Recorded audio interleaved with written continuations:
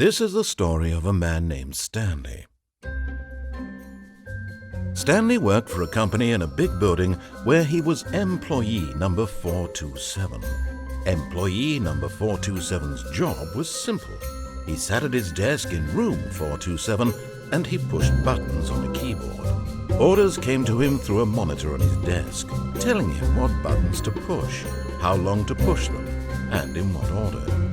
This is what employee 427 did every day of every month of every year. And although others might have considered it soul-rending, Stanley relished every moment that the orders came in, as though he had been made exactly for this job. And Stanley was happy. And then one day, something very peculiar happened.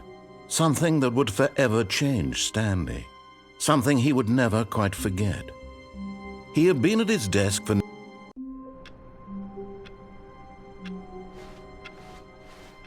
all of his co-workers were gone.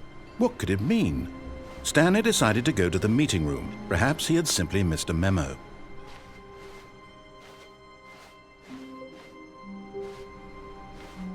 Stanley picked up the bucket.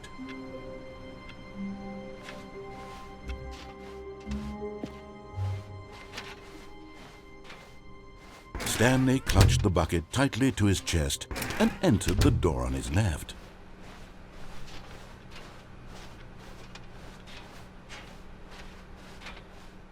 Still no one was here.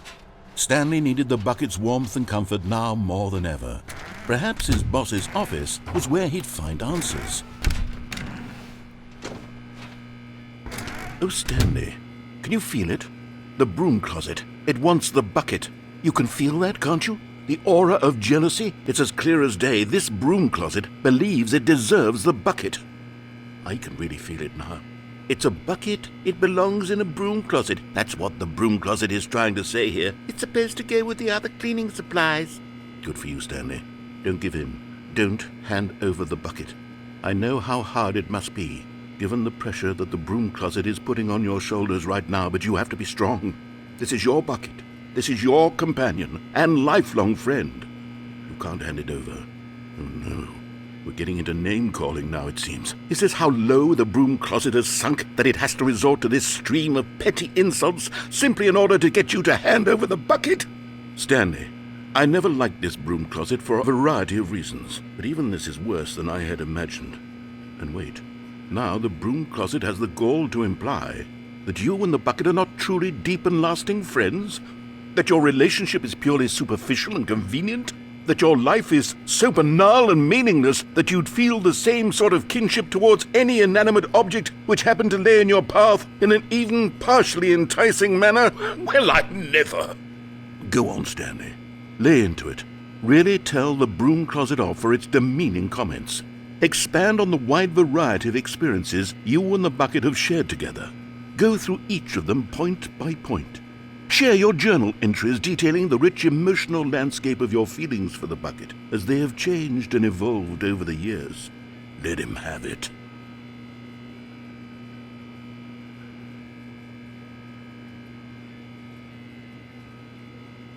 Okay, I've got you something which I think will help settle this debate once and for all. Here we go. There. Now it's settled. No more debate, no more discussion. Take a hike, broom closet, with all your meandering philosophical diatribes about the nature of cleaning supplies and their relationship to broom closets in the natural order of things.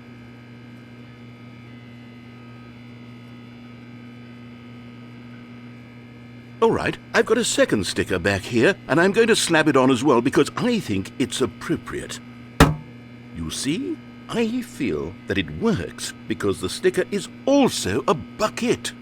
That way, if you're ever unsure whether the thing you're holding is a bucket or not, you can look down at this sticker and say to yourself, "Ah, it's a bucket." There really is a wide variety of applications for this sticker.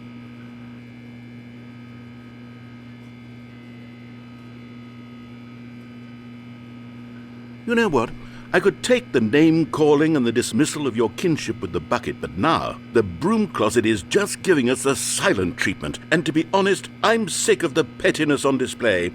You can stay here all you like, but I've had it with this impetulant room of cleaning supplies, easily the most childish such room I've ever been in. I'll see you outside, and we can get on with the story about you and your bucket.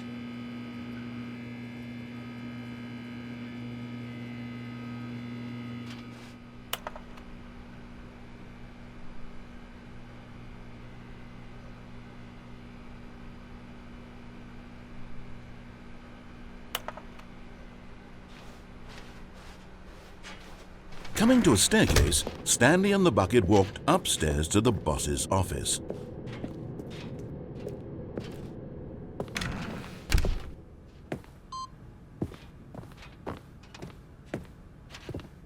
Stepping into his manager's office, Stanley was once again stunned to discover not an indication of any human life.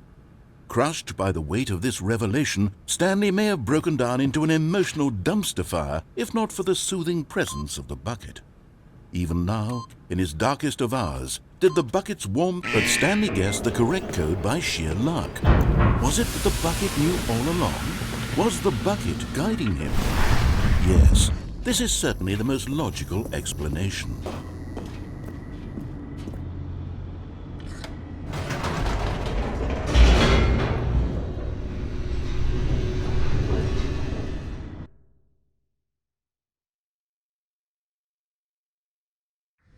The elevator raced downward, plummeting towards an unknown fate. It would be all Stanley could do to keep himself together, if not for the bucket. Soothing him, comforting him, reassuring that in this darkest moment of uncertainty, he would be all right. The bucket is here for you, Stanley. Everything will be fine. Stanley and the bucket walked straight ahead through the large door that read, Mind Control Facility.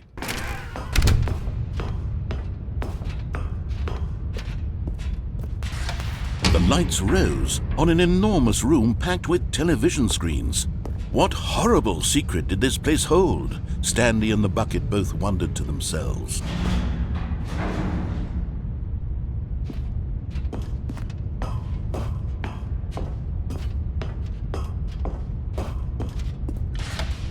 Monitors jumped to life, and Stanley nearly dropped the bucket in shock.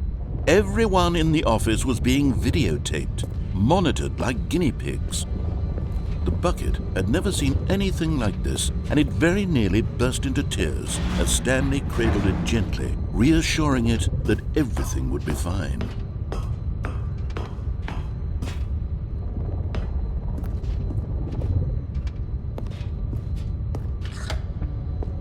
Was the bucket under the mind control facility's influence as well? Had the bucket been told to do things it didn't wish to do? What kinds of things does a bucket want to do or not want to do in the first place? These questions raced furiously in Stanley's feeble mind.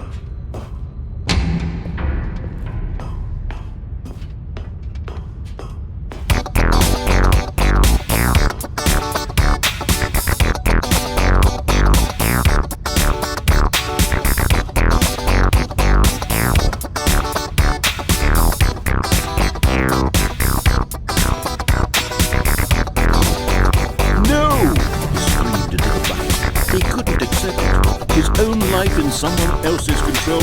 Never! He squeezed the bucket tighter, his one friend in the entire world. At this point, he could trust no one except for the bucket. But here was the proof. The heart of the operation. Controls labeled with emotions, happy or sad or content. Walking, eating, working, all of it monitored and commanded from this very place. And as the cold reality of his past began to sink in, Stanley decided that this machinery would never again exert its terrible power over another human life. For he and the bucket would dismantle the controls for good. Two best friends, Stanley and the bucket, up against the world. They high-fived in a really cool way, and the bucket made a sassy comment about taking down the system.